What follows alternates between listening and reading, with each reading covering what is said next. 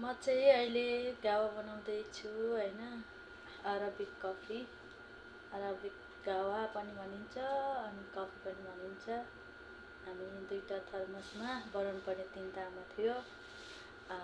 आज मन्दिस खाली छैन, त्यही भएर दुईटा मात्र बनाउँदैछु। गावा चाहिँ हामी तरतिब गर्दैछौँ हैन।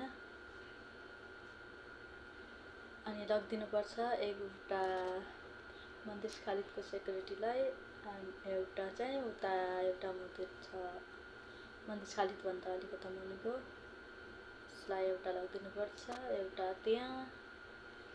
अनि हामी चाहिँ गावा तरतिब रेडी गर्दै हो, टक्क लगाएर त्यहाँबाट अब सक्यो हालेर, भाँडामा हालेर नि सक्यो। अब हामीले लिएर जाने हो एउटा एउटा दुई ठाउँमा।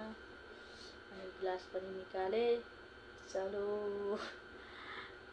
त्यही बेलामा फेरि ठ्याक्कै त्यो एउटा भाइले गिलास ल्याएर दिएर म त्यहाँ गिलास पनि तरतिब गर्दैछु।